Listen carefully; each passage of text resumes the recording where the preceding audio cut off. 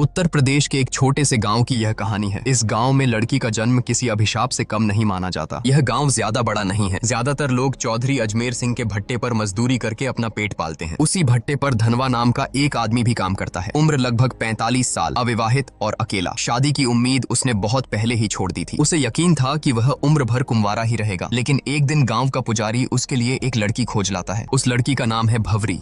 उम्र करीब 21-22 साल। गांव में लोग कहते हैं कि वह बड़ी मनहूस है। वजह भी अजीब है। अब तक उसकी 3 बार शादी तय हुई, लेकिन हर बार दूल्हा मौत के मुंह में चला गया। एक की मौत तो मंडप में ही हो गई, दूसरा रिश्ता कभी मुकाम तक पहुंचा ही नहीं, और तीसरा तो सबसे दर्दनाक, शादी के दिन ही दूल्हा घोड़े से गिरकर मर गया। भवरी की शादी में आए 5 खास लोग कहानी की असल परत खोलते हैं। पहला है चौधरी अजमेर सिंह, गाँव का सबसे बड़ा जमींदार और रोजगार दाता। दूसरा है उसका मैनेजर सौरभ, जो पहले मजदूर था लेकिन अब चौधरी का खास गुंडा बन चुका है। मजदूरों से हफ्ता वसूली करना और उन पर दबंगई दिखाना उसका काम है। तीसरा है गांव का पंडित, धर्म के नाम पर ढोंग करना, पैसों के लिए तंत्र मंत्र रचाना और औरतों की इज्जत लूटना, यही उसका असली चरित्र है। चौथा है गांव का दुकानदार, जो उधार तो देता है लेकिन बदले में औरतों के जिस्म पर बुरी नजर डालता है। और पांचवा, सबसे खतरनाक, गांव का डॉक्टर, जिसे लोग भगवान का रूप मानते हैं लेकिन असल में वह इंसानियत का सबसे बड़ा गुनहगार है। भवरी की शादी में चौधरी के 2 छोटे भाई दया और गोपाल भी मौजूद हैं। दोनों ही अपने बड़े भाई पर गुस्सा निकाल रहे हैं कि उसने धनवा की शादी इतनी जवान और खूबसूरत लड़की से कैसे होने दी। ये दोनों गांव के छठे हुए बदमाश हैं। गांव में शायद ही कोई ऐसी लड़की बची हो जिस पर उनकी गंदी नजर न पड़ी हो। शादी वाले दिन जब पूरा गांव दावत में मस्त था,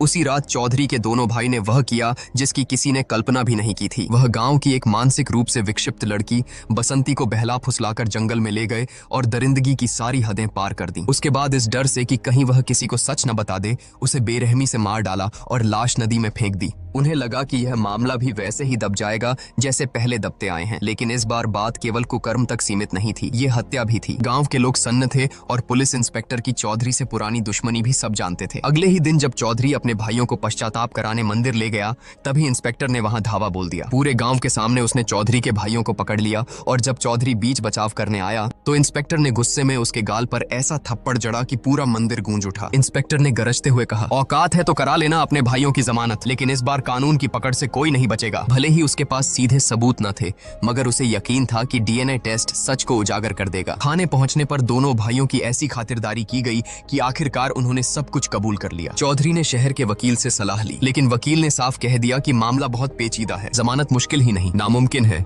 हाँ, सेटिंग की जाए तो रास्ता निकाला जा सकता है, लेकिन इसके लिए मोटी रकम चाहिए। चौधरी के पास उस वक्त पैसे नहीं थे। तभी गांव का पंडित उसकी मदद के लिए आया और बोला, चिंता मत करो चौधरी, मजदूरों की मजदूरी से पैसे काट लो। 300 मजदूर हैं, हर किसी की आधी मजदूरी रोक लो, देखते देखते रकम पूरी हो जाएगी। और हुआ भी वही, मजदूरों की आधी मजदूरी काट ली गई।